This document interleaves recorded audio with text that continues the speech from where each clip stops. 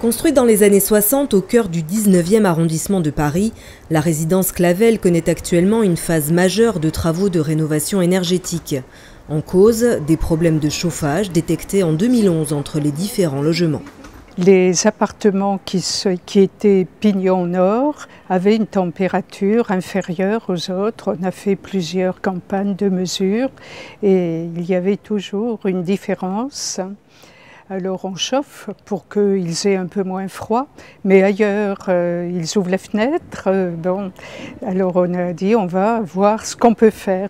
En 2013, un audit a confirmé la nécessité d'engager des travaux de rénovation énergétique. Sur les conseils de l'Agence parisienne du climat, le syndic coopératif s'est alors tourné vers le cabinet Enera. Les thermiciens ont suggéré d'isoler la toiture sur 12 cm d'épaisseur et les façades sur 16 cm. Autre préconisation, changer les fenêtres à simple vitrage afin de traiter le bâtiment dans sa globalité.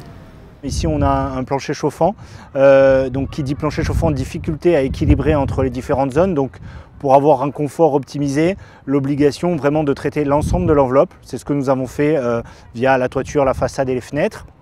Et en parallèle, optimiser les équipements, donc la ventilation et la production de chaleur. Côté système de chauffage, les anciennes chaudières à gaz ont été remplacées par des modèles à condensation. Le schéma hydraulique a été revu afin de gagner en performance énergétique avec l'installation d'un ballon tampon pour la production d'eau chaude primaire. Enfin, un soin particulier a été apporté à l'équilibrage de l'ensemble pour optimiser la répartition de chaleur. La résidence était initialement en étiquette E, en la limite entre l'étiquette D et l'étiquette E. Et là, on passe en étiquette C, c'est-à-dire en dessous de 150 kWh d'énergie primaire par mètre carré par an. C'est un gain énergétique de 43% sur la consommation et donc sur les factures, ce qui est considérable. Donc l'intérêt des copropriétaires pour ces travaux était très important, notamment au vu de ce gain financier attendu sur les factures. Pour ce chantier, la facture globale s'est élevée à 840 000 €, honoraires inclus.